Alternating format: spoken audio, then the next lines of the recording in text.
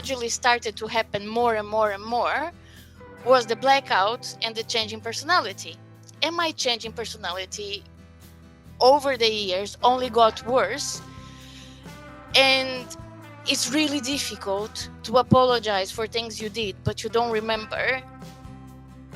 And even more difficult to see yourself as someone who didn't say those things. And you know it's true because it happens all the time. And you have another friend saying, you did this, you did that.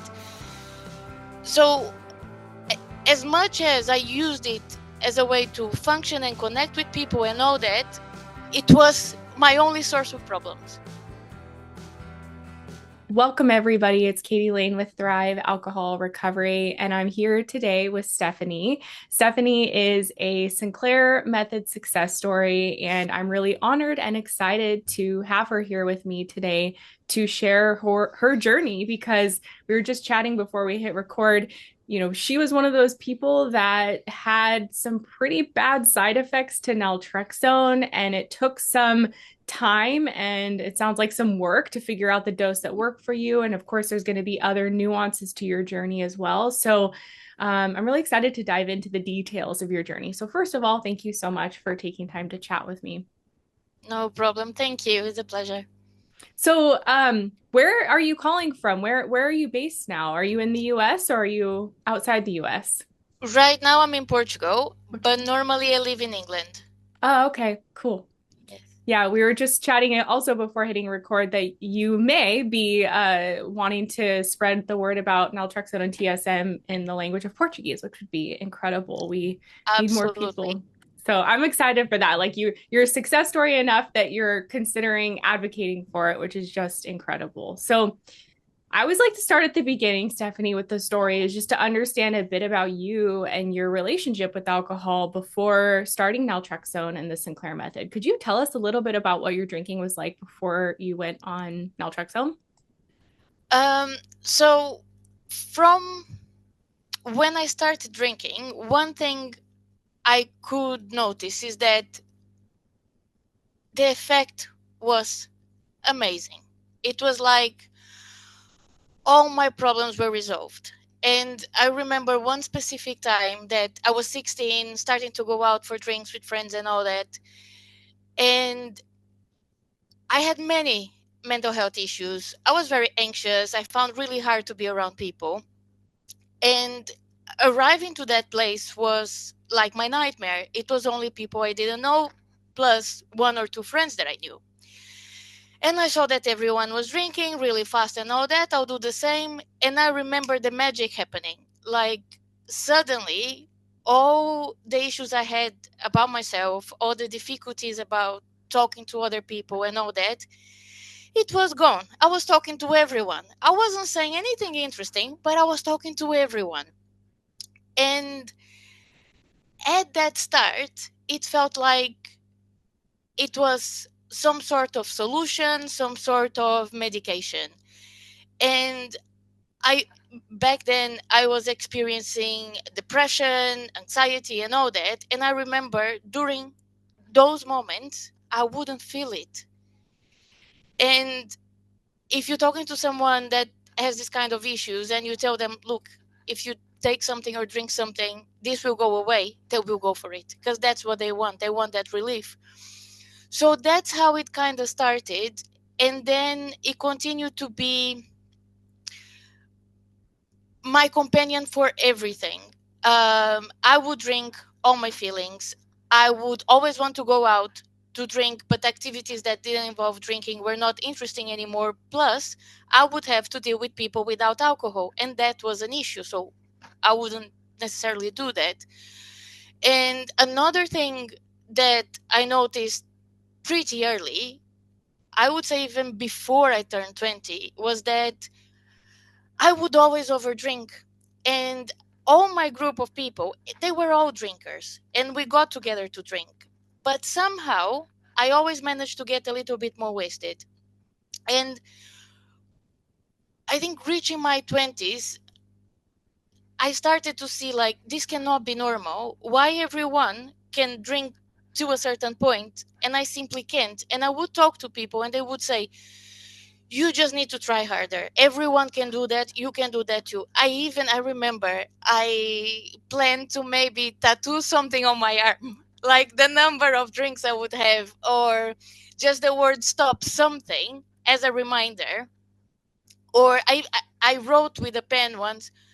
Of course, this didn't work. It never worked. So, one thing I could notice very soon, and it was my pattern until I started TSM, I was one of those that once I started, I wouldn't stop until I was wasted. And I think another thing about my relationship with alcohol, it wasn't just this dependency psychologically, in the sense that it was how I would feel better, connect to people, and all that, but it's almost like something I used to function. So I would have a pretty normal life Monday to Friday, uh, and getting to the weekend, or if something happened, I would overdrink. And of course, over time, this started to affect my relationships, start to affect other parts of my life, because another thing that gradually started to happen more and more and more was the blackout and the change in personality. And my change in personality over the years only got worse. And it's really difficult to apologize for things you did, but you don't remember. And even more difficult to see yourself as someone who didn't say those things. And you know it's true because it happens all the time. And you have another friend saying, you did this, you did that. So as much as I used it as a way to function and connect with people and all that, it was my only source of problems. Like how some people call it a frenemy, like it's your friend and it's your enemy, right? Absolutely. I had a feeling of friendship towards it, but the problems it brought to my life, they were constant. They Yeah. always happened. Wow. So your So it, drinking style, it sounded like you said you had a normal life during the yes, week. So you were more like weekend binge drinking. Is that what I'm hearing? absolutely. There were times luckily I left home a little bit late. I left home when I was 24, I think. And I think that was a protective factor in the sense that I wouldn't drink at home. When I moved out of my parents' house, for some years that changed. I had times where I did drink daily. After work, there was no one to see what I'm doing, what I'm not doing. I would always have beers around, and there were times that it was daily. And then I would stop drinking daily and drinking maybe 4 times a week or 3 times a week, with the tendency to binge always. The stopping point was an issue. I would say that was an issue from when I started drinking, From the very beginning. from the Yeah. very beginning. Um, when I remember that moment at 16, and when I learned about what happens in the brain, it clicked. Wow. It is that moment of, and then understand other people don't necessarily feel that way. Yeah. I felt that way from the beginning. It wasn't, I don't feel like, of course, it developed and got worse over time, but the wiring was there. That's what Yeah. I feel. And when you say, just for people listening, if they're wondering, what do you mean, what happens in the brain? So are you talking Mhm. about the way alcohol addiction develops or the pleasure in the brain? What are you talking about there, just for clarity? I'm talking about the fact that people with AUD experience this massive response. And I believe people without AUD might experience some relaxation. They feel a little bit tipsy. They laugh a little bit more. I know some people get sleepy. I never got sleepy. I would get sleepy 12 hours later. I would have a rush, a massive rush of it. It was like excitement. I would say that I would get fill up with energy. I want to go on adventures. I want to do things. It was a massive rush. It was euphoria, like Yeah. this. Yep. And I'm sure people watching will relate to that. I hear that so often from people, not everyone, but a lot of people Mhm. say from that first drink, they knew like this is something special. This is kind of my superpower. Like you said, it's like a medicine. It Exactly. changes you.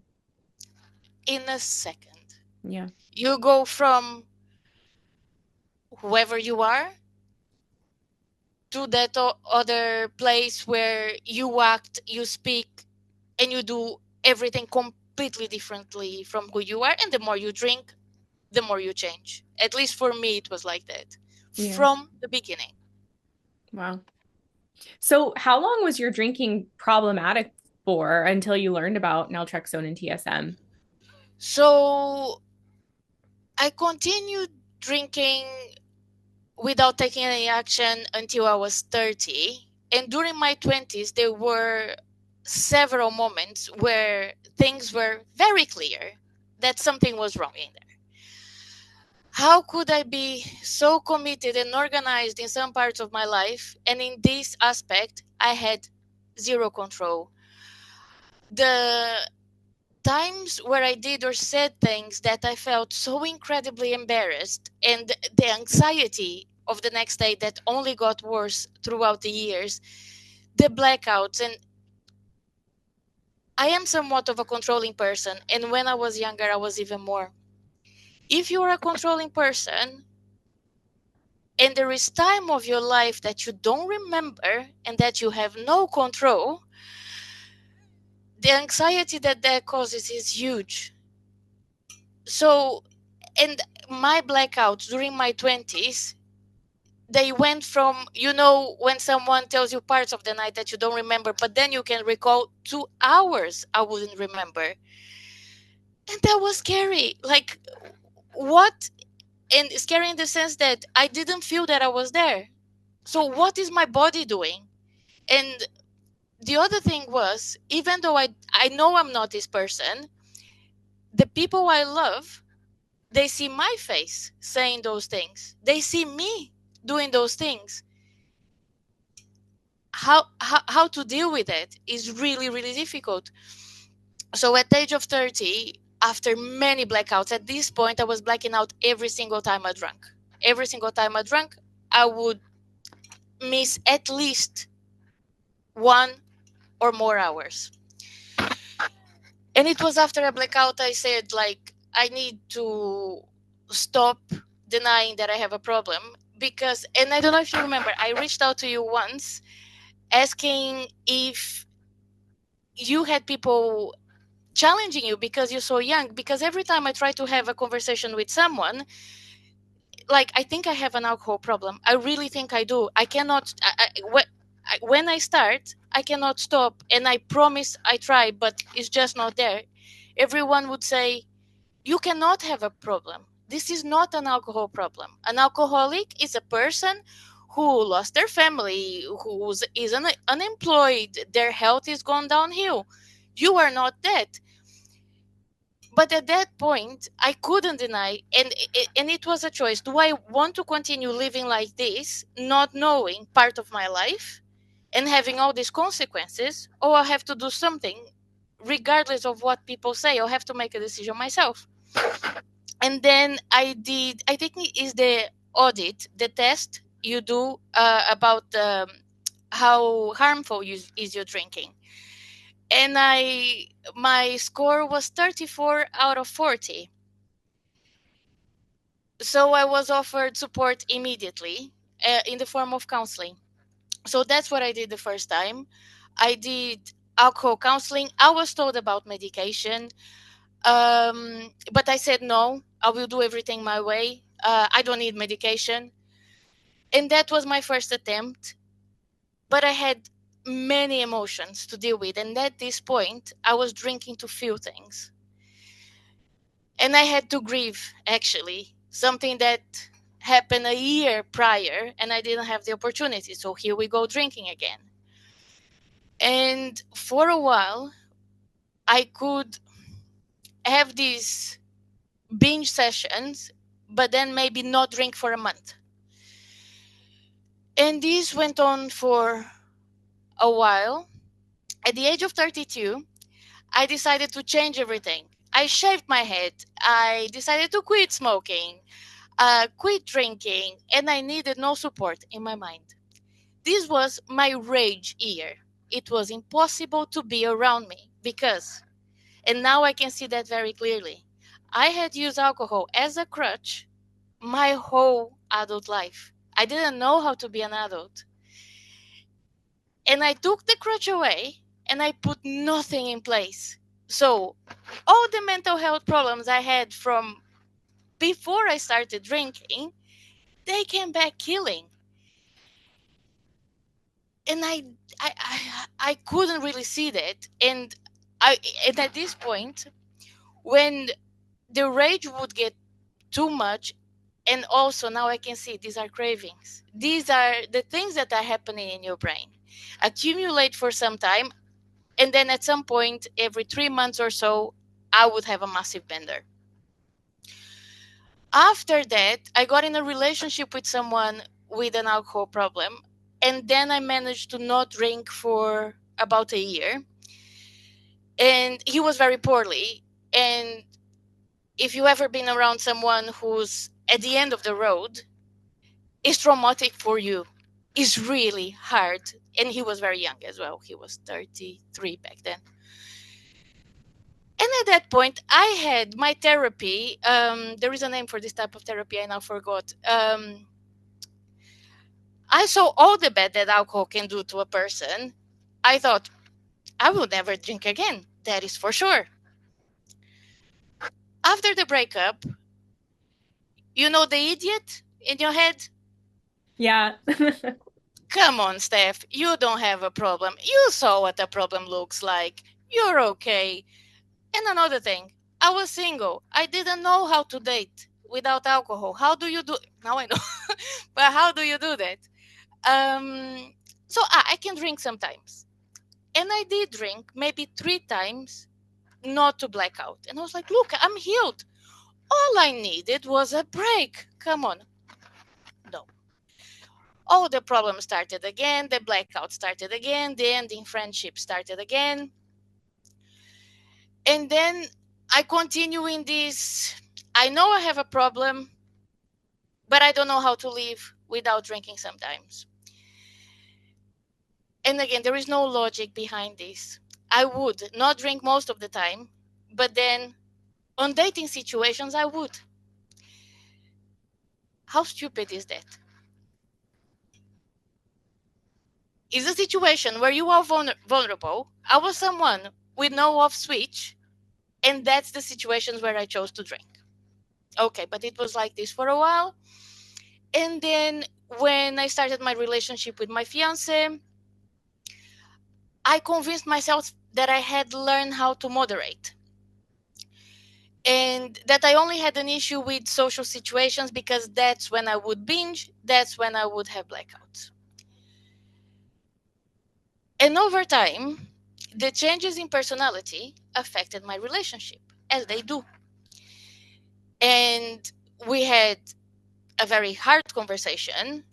And during this conversation, I could see all the mind games I was playing and I never realized. And I was thinking I was drinking in moderation. All I was doing is all the drinks I would drink on a Friday, I would spread them out during the week. I had little strategies to get drunk quicker, like I wouldn't eat, I would drink very fast. All the mind games of, this is the last glass of wine. That's not a possibility. I will change the conversation on how do we get more alcohol so we can continue this. Arguments that appear out of nowhere because if we have an argument, I have a reason to drink. And that realization was so hard because I honestly thought I was being honest with myself and I was moderating. I wasn't. I was doing exactly the same things I did my whole life, just in a different format. And then that's when I found TSM. Wow. I'm like, because I'm hearing your story for the first time now, and I'm just like blown away at some of the things you said. I mean, the way you articulated how we can kind of deceive ourselves into thinking we're doing something we're not, or like you said, creating an argument just to have that reason to drink, or changing the conversation at the table to get it on the topic of, oh, we should get another round or something like that. Oh my goodness. Yes. And you also spoke to I just have to bring this up because I do Mhm. get that comment a lot where people say, you're too young to have had an alcohol addiction. I think people can't necessarily see through video and stuff, but I'm in my late 30s. And you and I both, it sounds like, started drinking in our teenage years. So Mhm. when we have that propensity for alcohol addiction, it's really easy to get hooked very young. And I too, what you said about kind of drinking in your 20s and not knowing how to be an adult, I felt the exact same way because I learned about TSM around the age of 30. And I had spent my entire kind of developmental years just drinking and getting Yes. drunk. So there was so much to learn. So, wow, you Yes. just spoke to so many things that I think not only I related with, but I'm sure people listening will as well. And if I could add to this, one thing I would like to do, and is one of the reasons why, even though I feel very uncomfortable, I do want to create content. I do believe we need to change our views on alcohol and alcoholism. The way society views alcohol and the individual is very sick, in my opinion, because on one hand, we celebrate, we glorify alcohol, let's drink and all that, but we only recognize someone has a problem when they are at the end of the line, and then we marginalize them. Is a character flaw. They don't care about their children, they don't care about their life. Is not true.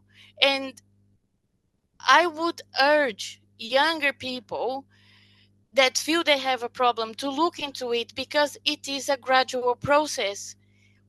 Everyone, no one starts at the end of the road. You have a whole journey to get there, and we don't have to get there. We can stop before. And yeah, I think this is really, really important, that we it's like two sides of a coin that simply don't match. On one hand, alcohol is great, drinking is amazing. You develop the problem, you're out of the picture. And it's not like that. It happens over time.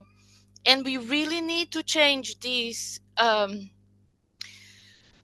idea there is a character flaw, and all that, and understand that there is a path to it, and it can happen to anyone.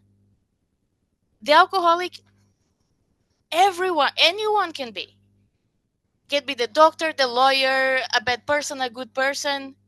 It doesn't matter. So we need to leave this idea that the alcoholic is that person that is away from society, and that we can get help at any point.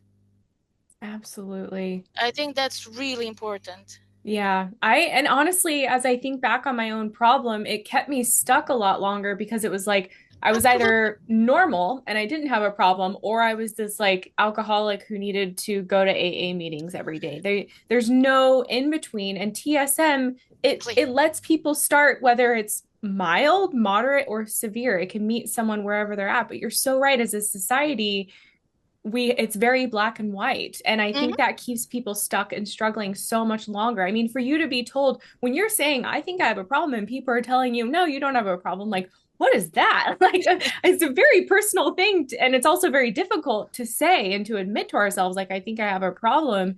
And I've heard people who go And to to their say doc. it out loud, yeah, it's Yes, very hard.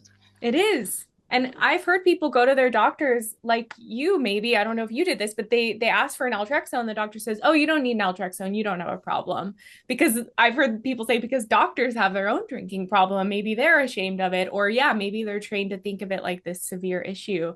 Um, but yeah, that That needs at to the end change. of the line, we're gonna send you to rehab. Right. And if you don't need rehab, or if AA doesn't speak to you, I couldn't see myself in my 30s looking healthy enough, going to a meeting and even saying out loud, I'm an alcoholic, because I wasn't even sure if I was an alcoholic. And to be quite honest, I also saw that this offended other people because they had someone in their family who was really struggling. And for me, at my age and my situation, to say I am that made them feel like their problem was smaller. And that was never my intention. Yes, your father might have an issue. I'm getting there myself. I just don't want to get there. But I don't think we have this conversation at this point yet. We are still in that black and white, as you said, that either you're having fun or you're an alcoholic. No, you have fun on the way, on the path to get there. And now that I say this, until it stops being fun, because I remember my last drinking years, they were not necessarily fun anymore. Yeah. It was more about compulsion. And now that I started, let's go. Yeah, exactly. Exactly. Scratching that itch, that craving, just getting that to quiet down. But you're Mm-hmm. right, it becomes less fun. But gosh, yeah, I love the way you articulated that. It's a change is so needed. And also for people to realize that even if they admit they have a problem and it's mild or moderate, like there doesn't need to be shame or stigma. For me, it's like weight loss. Like, oh, I gained 10 pounds over the winter. I want to change some habits and lose it. Like, we should view alcohol dependence in that way, where it's like, oh, I've gotten in this habit of drinking too much. And hey, it's perfectly treatable with Naltrexone and the Sinclair method. No big deal. You're not a bad person. It can happen to anyone. Let's get started, kind of thing. And there is a solution. Yes. That's the other amazing thing. There is a solution. Yeah. So, okay, let's talk about you starting on the solution, the Sinclair method. How did you learn about it and did you have a hard time getting the medication? I'm always curious to hear that. Mm-hmm. So I first heard about the medication when I did counseling when I was 30. Then I didn't look into it anymore. And after that conversation with my fiance, first thing I decided is to go dry. But I had an idea at that point that I've been dry several times. And I started again. So I was like, if there is something else, I must try. So I started doing some research. I found Claudia's video that was so important because I had had my own realization of my own mind games right before that. And when I watched her video, uh, the TED Talk, when she talks about the idiot in the head, the honeymoon period, I was like, oh my God, that's me.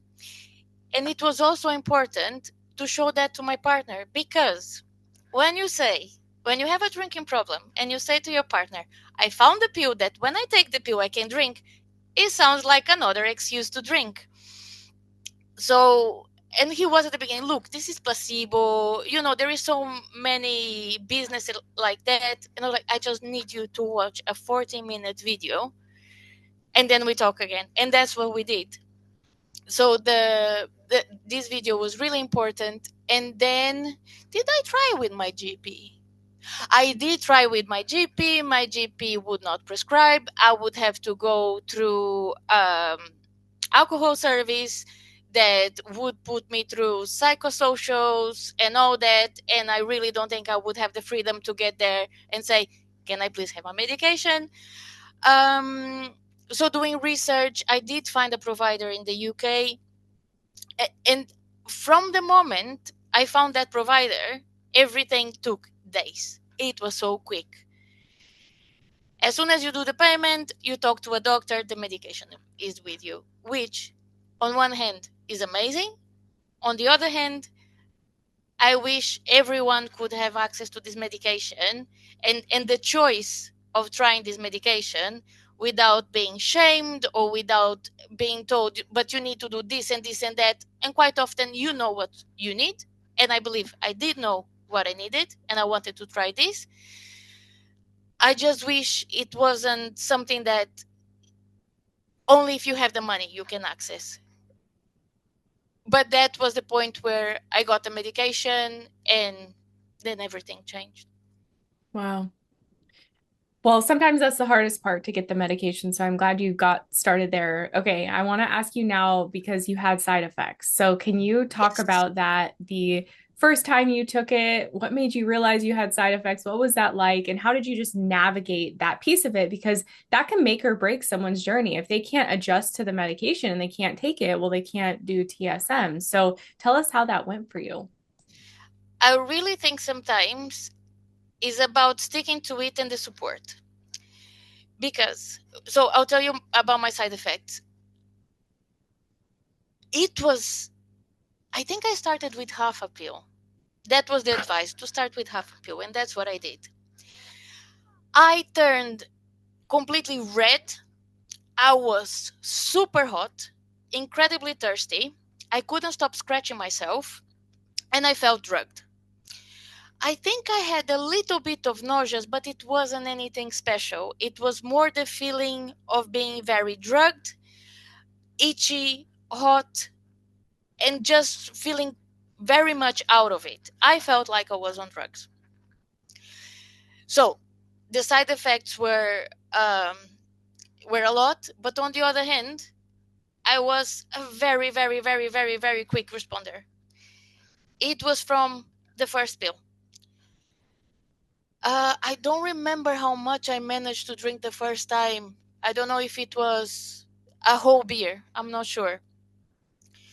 And I did do with half a pill a couple more times, and it was like that. I would go red hot. I wouldn't feel normal. So I wouldn't be someone who could pop a pill and go to the pub. No way. Like, I wasn't feeling well. But I continue to do this because the other thing as well, I was so ready for it. I was more than prepared to go through it if that would mean the thing in my head would go away. And I continued doing this, but then at some point I spoke to my provider. I explained all the symptoms, and she said, "You still with half a pill?" And one time, because I was so eager for it to work, and I was thinking maybe half a pill is not enough. If the protocol is one pill, I have to take the one pill. I took one pill. I felt poorly for 7 days. I looked awful for 7 days. I couldn't think properly. Taking the whole pill was way too much. Then, when I spoke to my provider, they explained that some people can have a very strong response to the medication, especially if you had a history of responding to medications like that. And I did have that with antidepressants, that the smallest possible dose took me somewhere else. So it has something to do with my physiology. Then what we did with my provider, and this is person to person, for me to get used to the medication, for just 1 week, I took a quarter every single day. And then it got to the Friday or what day I was going to drink, I took half a pill. And then I had way less side effects. And from then on, I think I started getting used to it. I can feel like I took the pill still now, but it's not unbearable. And I can go out, I can be with people, I can do all of that. But I know I took something. Okay. That's really good to know. So, I mean, it sounds like you were able to kind of push through the side effects, even though, I mean, at one pill, it was intolerable. You were feeling sick for a week, Absolutely. which is like, And I still, when I do drink, I take half a pill, and I okay. have the full effect. And I did this always with the support of my provider Yeah. every time, because I did have this fear. I don't want to keep taking half a pill, and maybe the medication is not working, and I'll end up getting drunk or black. It never happened. And we were seeing how things were going, and the conclusion we got to is that for me, for my physiology, half a pill is the optimum dose. More than that is not bearable, Yeah. uh, to take the whole pill. Yeah. And I'm glad you're speaking to that because I've heard that from some people over the years. I know a couple of people who are in the same situation. And honestly, I've never seen a research study that's been done on anything other than 50 or 100. So 25 may be sufficient, for some people out there. Clearly, it is for you. I've known it for others as well. So that's just like really interesting nugget of information for people to know, especially if they're super sensitive to the full dose. And And it's you in, might be, sorry. Oh, it's just the side effects you mentioned too. Like those aren't like the common what we hear, like No. nausea, sleepiness. You got red and hot and itchy. That's so interesting. Yeah. And what I would say as well is that I think if people stuck with the method, the percentage of success would probably be higher, because you might take the pill. I also felt sleepy. That's true. I had sleepiness. I remember now. But where I was going with this is that if you take the pill, you feel awful, and then you decide, oh, I'm part of the 20%. It might not be the case. That's why I think having support from your doctor, from your provider, is really, really important, because it might feel like in the beginning it's not working for you, but it might be the thing that will work for you. Absolutely. And having that mindset that it's not necessarily a quick fix, though I want to hear you share about being a really fast responder because some people are, but I know people who had basically zero effect of the medication in the beginning and wondered if it was Mhm. working, but as they stuck with it, the results started to come. Let's hear about your experience though. So you said you were a very fast responder. Did you have the typical honeymoon phase where your drinking kind of decreased and then went back up again after a while on the medication? Or just tell us about your response to naltrexone and TSM in general.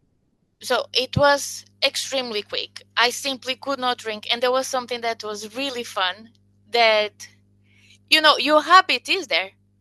And my mind knows how quick I drink. I should be some weeks in, and the medication was working well. And I saw myself opening at least 3 cans of beer. And I look at my partner and I was like, I'm going back to my ways. And then I hold the 3 beers, they are all full. I couldn't finish a can. But I think because my mind knows exactly how long I take to drink, I would open a new one and start a new one and think I finished it, but they were all full. So I never managed to drink too much, but there was a short period of time where I think it was when drinking started to feel more normal and less full of side effects, that I was drinking a little bit more. I can't say for sure how much. I don't think it was more than half a bottle, which for old Steph, that was nothing. And I went to my provider and I said, look, before I couldn't drink at all, and now I'm managing to drink, and there was the frequency that I drank also increased during that period. And then I was explained that this happens and then it settles. But it was a very short period for me, maybe 3 weeks that happened. And after that, I think there was 2 times that I had a hangover with naltrexone. And the good thing is, even if you overdrink on the pill, the old you, in my case, it was called Evil Steph. She was baptized because the change was so huge. Never appeared again. I never had a day that I lost control, I forgot, I was awful to people. This never happened. And I never drank that much. It is just that when you do have a hangover with naltrexone, it can be a little bit harder. But I think then you learn the lesson quite quickly. Um, and after that,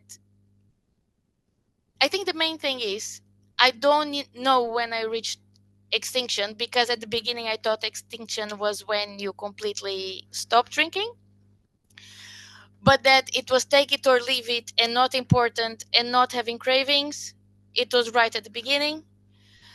Um, Within a year and something in the method, I felt pregnant. I was drinking very little before I felt pregnant, and when I felt pregnant, it wasn't even a thought. It was absolutely easy not to drink at all. And it was wonderful to think that if I did drink in the period that I was pregnant and didn't know, it was very little. I didn't have that fear that, oh my God, I didn't know I was pregnant, I was drinking so much. No, this didn't happen. And that made me really happy. Um, After having my baby, he should be around 4 months. I decided, oh, maybe I wasn't breastfeeding anymore. Maybe I'll see how drinking goes. I did have some side effects because, of course, there had been a period of a year that I didn't drink. But now it's just very few side effects, and I normally, if I do drink, it's like 2 glasses of wine, and I sleep better that night. Wow. So like, I mean, naltrexone worked for you almost immediately. It sounds like, or basically immediately, which is that right? It felt like a miracle. Wow. My partner, I think he was a little bit skeptic, and he wasn't talking too much. When I took the pill and we were going to drink, he was just very quiet and looking at me, like observing. I think he knew when the change happened, and he was kind of expecting that. He was gobsmacked. Like, what's happening? I saw you drinking several times in the last couple of years. Where is it? Where is she?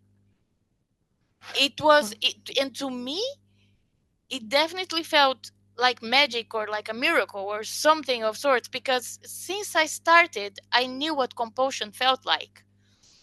And that itch that I want more, I need more, I feel amazing, I want to feel even better. There was nothing Wow. from the first time. Wow. And I think that is the good and the bad of being um, someone who's so sensitive to the medication. I had lots of side effects, but on the other hand, it worked amazingly for me. Yeah. Yeah. That's incredible. And I mean, like, I've done a lot of success stories and I've heard of some fast responders, but I think you're the first person to have it be almost instantaneous, which I mean, again, some people tell me, oh, this doesn't work for someone who like is a real alcoholic or has a real problem or something like that. But I mean, clearly you had the genetic predisposition. Clearly your drinking was causing consequences in your life and you kept doing it, which Yes. is the definition of alcohol use disorder.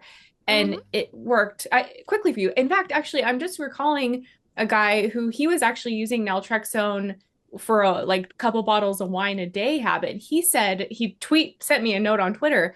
He said from his first pill, he just didn't want to drink anymore. His case was different. He went alcohol free, but I was just recalling another person that had like a Mm-hmm. really quick response. So it's interesting to know that that is possible. I am curious to ask because I have heard from people who responded quickly on the method and they almost tell me it worked too well too soon and they weren't ready for the change. Now, I know you kind of talked about being so ready, so done with this issue, but did you struggle with that at all where the change was almost too abrupt? No, I needed that. I You need, wanted exactly that. I was done. It wow. was too many issues. I was done. I needed this. I needed exactly what happened. And I had started doing work through counseling, other psychosocials, and all that 6 years prior. And for some reason, it wouldn't work. And I really believe that the great help that the pill gives you from the moment you shut that voice in your mind, the counseling and the psychosocial, they will work. But when you have counseling on one hand and compulsion on the other fighting against it, it's really hard for your will or how much you want to work when you have something so strong in your brain. So the way I responded, there was no pleasure in drinking, especially in the beginning. By the contrary, like I was full of side effects, I wasn't feeling great. But it was so much what I wanted. And the fact that I didn't experience cravings and that allowed me to do what I wanted to do, that was either not drink or drink like a normal person. Normal person is not a very good expression. Um, A normal but drinker, quote unquote. yes, um, yeah, no, I was ready for it. I wanted it, and I didn't mind the side effects so much. I didn't mind. I didn't want. I couldn't go to the pub. I didn't want to go to the pub. I was done with it. Yeah. There was no fun in it anymore. I just wanted that thing to go. And because I was such a fast responder, it just went so quickly. It was exactly what I wanted. But I do understand people that feel like that, because you go from having so much pleasure in drinking especially in the beginning, to none. Yeah. Well, and I think what you're saying too about wanting it, like over the years as a coach, and when I reflect on my own personal journey, it's not something that can be bottled up. Like, here's your dose of like wanting to make Yeah, this change. It's complicated. It's not as easy as yeah, it's just not a simple decision to make because alcohol touches every area of our life, and maybe a part of it, absolutely. our part of us really does want it, but a part of us is also still very much attached to alcohol for a number of Hmm. reasons. But I think as I've observed people over the years, like if there's a common denominator of people that succeed with TSM, it really is this burning desire to make the change, because when that is there, you're willing to endure the side effects, you're willing to give this as Yes. long as it takes, you're willing to do the things necessary to make this change. And like you, I mean, you were doing a lot of work leading up to it, and it sounds like Hmm. naltrexone was just the missing component. But Absolutely. I wanted to hear from you, like, how important do you think that desire to change is in this healing process? Huge. Because part of it for me, I really feel like I wanted, I was ready, but I couldn't because of the way my brain was working due to AUD. But if I'm still in that phase, that I'm still trying to romanticize my relationship with alcohol, that I still believe that somehow I have benefits from it, I think I'm more likely to hear that voice that says, "This is terrible for your gut. Don't take it. It's going to be bad for your stomach. It's going to be bad for this. Um, oh, I felt awful.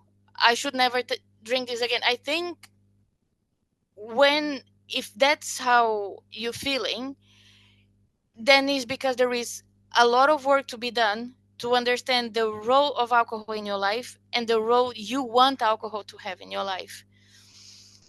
Because quite often, when you hear people that say, "Oh, maybe I won't do this because it's making me feel poorly," is not a very logical statement, because naltrexone and the side effects won't feel as bad as alcohol poisoning or all the damage that you're probably doing to your body in that place, in that, yeah, at that point. So I think the wanting it is extremely important, and to everyone will be different, but we need to meet the pill halfway. Yeah, it's The pill so. will do a lot. Sorry, interrupted you. No, go And ahead. I feel like I might have said this already. I was more than ready for this change, but I couldn't. I wasn't able to do it myself. I would continue relapsing for the rest of my life. I don't know, and hopefully I will never know. And with this fixing the neurological part, all the rest that I was working on was finally allowed to work. Yeah. Yeah, I mean, kind of like what we were talking about at the start of the interview, where it's like it's a frenemy to many of us, where, yeah, I can understand why people aren't totally ready because it is a friend in some ways, but it's an enemy in other ways. And um, getting to that place where, yeah, the desire is super strong. You mentioned the beliefs that we carry around, you walking around believing that, like, oh, naltrexone's going to give me a stomach ache, I don't need to take it. Just those sneaky thoughts and beliefs that we have can, I think, sabotage our success with it, or at least delay our success, because like you said, convincing ourselves we may need it alcohol for this or that, or I can't imagine, life if I'm not drinking in this setting. And TSM is great because you can still drink, it's kind of one of the great things Yes. about the treatment, but there is that internal work that needs to be done. And it sounds like you were kind of doing that leading up to TSM, and Mhm. also just being so fed up with the consequences that were coming from your drinking. Anything more you want to add to that? I think we probably said most of it. Yeah, Yeah. yeah. So you're drinking today. What does it look like now? I know you mentioned you're kind of drinking more moderately now. I mean, you had your baby, so clearly you didn't drink for a while you were Yes. going through that. So, what is your relationship with alcohol look like now in like in a week or in a month? What does that look like? I would say my relationship with alcohol is very friendly. And I say that because in the past, when I stopped drinking, I had to hate alcohol. I had to run away from it. I had to tell myself 1,000 times that it was poison and it would destroy my life. I don't have to do that anymore. Before, I couldn't have alcohol in the house because I would drink it. I can have as much alcohol around me that makes absolutely no difference. And I love that. And I love that I don't need to rely on judgment and this almost self therapy and constantly telling yourself how bad this is. I don't need to do that anymore. It's there, I'm here, and I have a choice. I don't think I felt that before. And right now, when I do drink, I tend to drink 2 glasses of wine, 2 small glasses of wine. And recently I discovered I cannot drink red wine anymore because even if I drink 1 glass the next day, I don't feel the same. It's not exactly a hangover, but I don't feel the same. I haven't drunk beer in a while now that we talk about this. But yes, when I do drink, and this seems to be my new pattern, is 2 glasses of wine, 3 or 2 times a month, and is normally last time I think it was my sister. I feel like having a little bottle of wine. Do you want to drink with me? I'll pop my pill. We have a little wine together, and that's it. And one thing I think I noticed when I was thinking about this interview was that in the past, I relied on alcohol to go to places. And more than that, I used alcohol to be in situations that I didn't like and didn't want to be in, but alcohol made it bearable. Now, even if I have my 2 glasses of wine, I have to be with myself. Evil stuff is not available anymore. But I still have the psychological thing that I can have my glass in front of me. So my little protection is there, but it's still me. So I'm finding out that there is people I thought I was very close to that I'm not anymore. And there's people that maybe I wouldn't talk to so much that we are much closer. And one thing I think you mentioned before is that how much in your 20s, and I feel that as well, I relied on alcohol so much that there are things I didn't learn. And I truly believe that if you rely on alcohol, it stunts your growth. And for over 30 years, I relied on alcohol to have a social personality. So I got pretty much to this age not sure of who I am socially. Having the possibility of having this glass in front of me that in a way is a barrier between me and the other person, and at the same time only having myself available to be there, is allowing to slowly for me to find out who I am socially and how I am. And it's very strange because in a way I think I stopped at the age of 16, so I'm starting everything again now. It's an amazing process, and I think it can be difficult, but I think because I was ready, it has been easy and wonderful. And it's so good to go to a social situation, drink as much or as little as I can because now I have control. And the next day, what I have is good memories, is not shame and panic and problems. So, yeah, I think that kind of resumes how is my relationship with alcohol now. And that is completely different and has nothing in common to what was before. Yeah. Nothing. It, I was going to ask you, and you just answered the question I was going to ask you because I was going to ask you, how have you changed since going on the Sinclair method? And then also, I was going to ask you what's something that was challenging about it or what you learned about yourself through this process. And I think you Oof. kind of summarized those Yeah. things, but I'd welcome you to share more because I think that piece of navigating social situations, especially if we've been drinking in those settings for years or decades, as we're changing our relationship with alcohol, which means, we don't want to get drunk anymore. Maybe we're still drinking, but, not to intoxication. It Mhm. can be awkward. I mean, it was awkward for me, like showing up to parties and not getting drunk. And yeah, who am I if I'm not the drunk person at the party? Like it was, I've been dead for years. and people almost expect you to be, right? Like, wait, you're not going Of to have course. shots with me? Like, I thought you were going to drink till 2 a.m., you know? So, Exactly. yeah, go ahead. So it's hard to think what not changed because it's like a domino effect, I feel. There was something in my brain that was more powerful than I was, in a way, if that makes any sense. That thing is gone. That thing kept me stuck in so many cycles that I didn't see. It wasn't just the drinking, there was more. My mental health was stuck. I couldn't clearly see all the work I had to do. Because when you have cravings, there is even that thing, or when you drink to feel your feelings, that now I can see is such an illusion. You're not drinking to feel your feelings, you're drinking to feel awful. Back then, when I drank to feel my feelings, I thought I was doing some sort of therapy. But no, there was no therapeutic um, thing happening. I would be dwelling on shame, on all the bad things I felt about myself.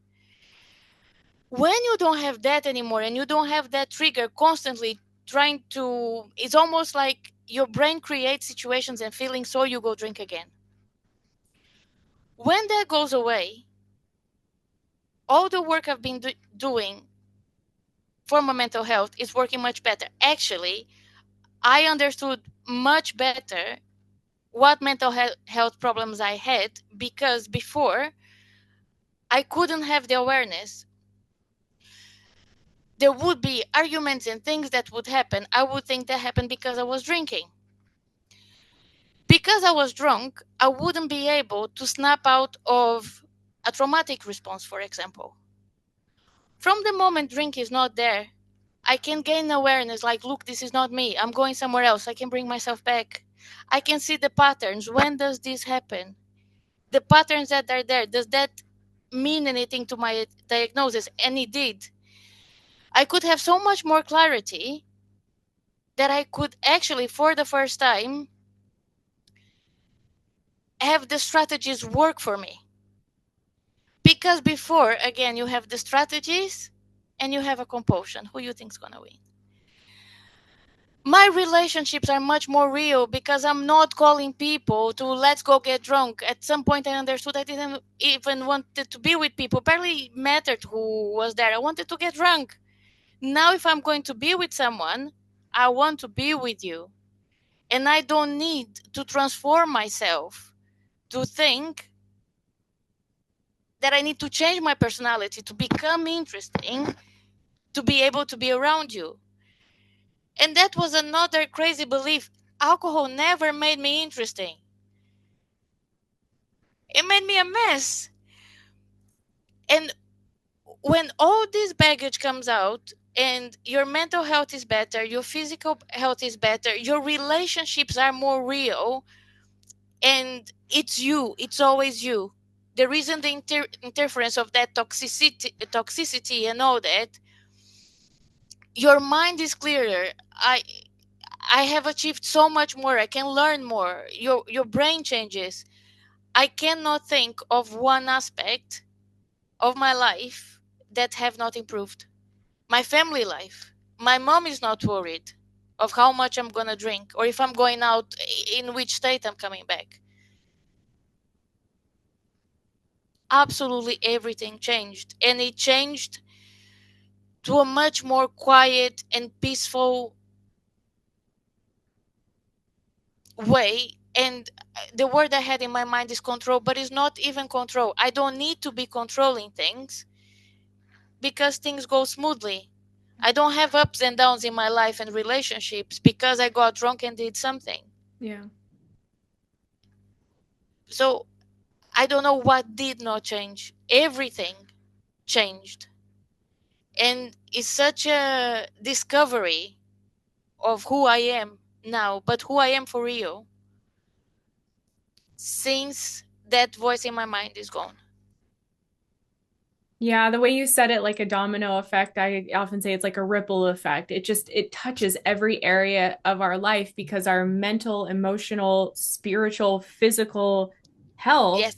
and well-being is all impacted. If we drink too much and we're hungover or we black out, we've got to say sorry the next day. We've got to figure out what happened. We're nursing a hangover. We're, crabby with our loved one. And it's just everything changes. And you're right. This peace comes from it because you're not craving alcohol. That compulsion is gone. And if and when you do drink, I mean, I felt like it was just effortless to control my drinking. I didn't even have to Mhm. try once I reached extinction. It just, that off switch came loud and clear, and I was done, and it was real, yeah, You can effortless. finally make decisions. Oh, I had 2 glasses of wine. I know with that I'll be fine tomorrow. I will not have a third. When in the past did I say that? And that trust that builds in yourself to rely on God, yourself again, like, I'm yes. dependable, I have integrity, like that Yes, alone is like so healing and incredible. absolutely. Absolutely. I don't know if I thought about this with these words, but what you just said is so true. Because that next day, you don't feel dependable, reliable, nice, a good friend, you don't feel none of that. And that happens so often that I think our own identity, my identity was definitely like very messy. Like who I am, I can do such good things on this side, but then I do all these other things when I'm intoxicated. And then it's almost the feeling that you can be whole and one and know who you are. Yeah, Well, before I don't think I could say that. yeah. There's something else I wanted to ask you because I really relate with part of your story, and I'm sure others will too, no matter what age they are. Because I do think if we're drinking heavily for years or decades at any age, it can kind of stunt our growth and our development and things like Hmm. that. So, what was that like for you? And I'm sure it's like for me, it just feels like a healing journey that just continues, as I kind of make up for the time that I lost throughout my entire Yes. 20s when I was drunk every day. What has that been like for you to get to know who you really are outside of excessive drinking and figure out your likes, your dislikes, the people you're around, the people you're not around? Like, what has that experience been like, kind of rebuilding your life from this place of, no longer having an alcohol use disorder? The word, I don't think I've thought about this before, but the word that came to my mind was soft. And I think where my mind is going with this is I didn't have a good relationship with myself before. And all these actions and these things I would do or say, they didn't help. They only contributed to every bad belief I had about myself.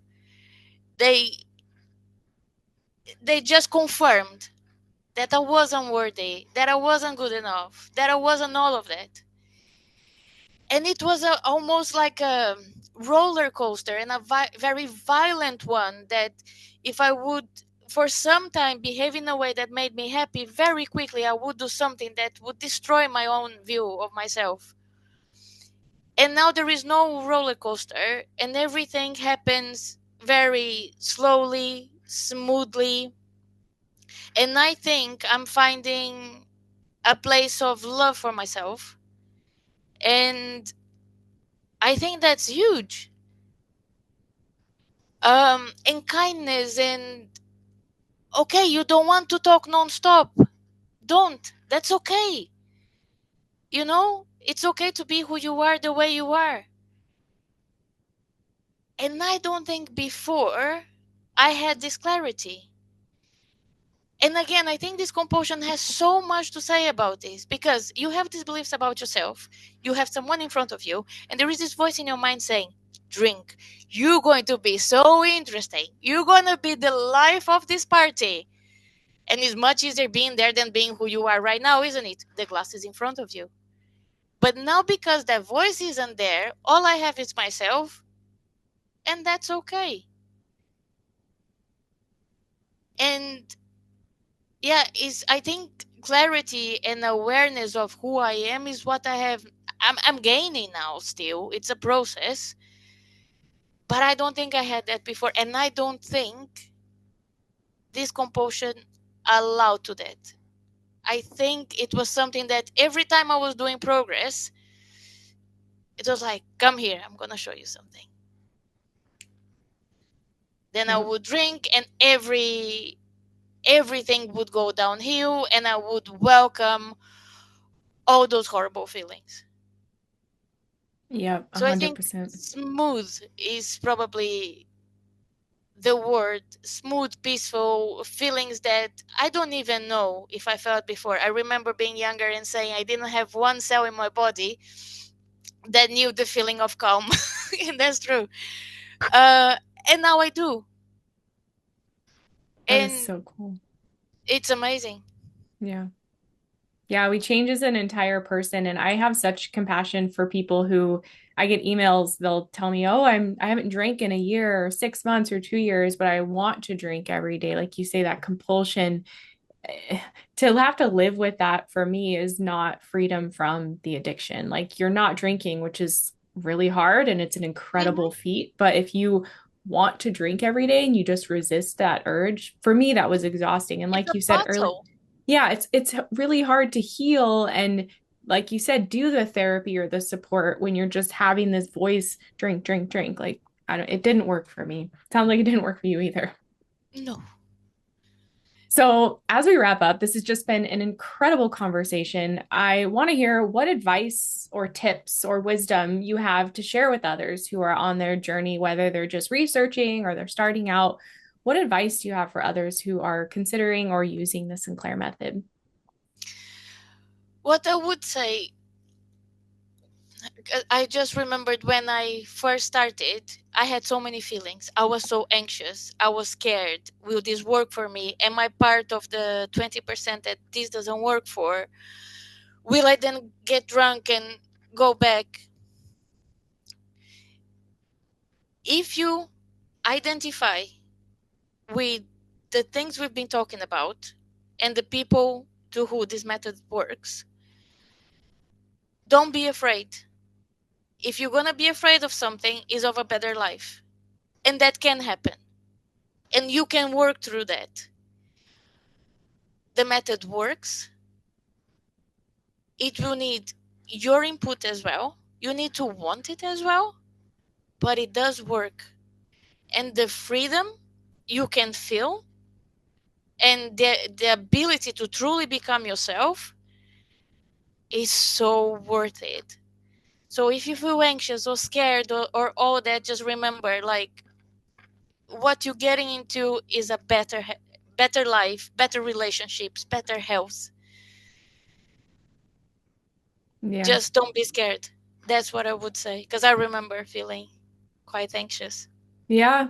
And I see comments from people like, who would I be if I'm not drinking in the same way? You know, it's been our companion for years or decades. And so fear is understandable, but don't let it Hmm. paralyze you, right? Because what's on the other side, that, extinction, that freedom, it's hard to even put into words what it's like Yeah, because many of us, we've had that compulsion and that addiction and that lack of control for so long that we don't know anything else. But to even get a glimpse of that freedom, it's like a second chance at life. I remember feeling like that, like, wow, okay, life is possible without this addiction. This is unbelievable. exactly. And remember that you deserve that. You deserve that second chance. And if you're not happy with the things the way right now, and if you tried it didn't work, it's normal. Many of us tried and didn't work. This works. And Yeah. you deserve what's on the other side. Yeah. Absolutely. And don't let the AUD brain tell you otherwise, because I swear it just wants to destroy our success and destroy us. Like, you're Absolutely. never going to get it. You've always had this problem. You're a failure. Like, the way we talk to ourselves is so terrible, right? Hmm. that also improved. Over time, my critical voice and my inner dialogue is so much more positive. That is unbelievable. That is so good. That is so good to hear. And I think it's the AUD brain. What did you call that part of your brain? The idiot. I love that you call it the Probably it idiot. was the idiot. Yeah. The idiot isn't as loud anymore. The idiot is not there anymore. Yeah, That's it's amazing. that's so cool. Well, are there any other thoughts or things you want to share before we wrap up, Stephanie? I don't think so. Okay. Well, this has been just an incredible conversation. I have just loved how you articulated things and shared your story. You have such a unique perspective. So, thank you so much for Thank you. coming I on really today. enjoyed as well. Thank you.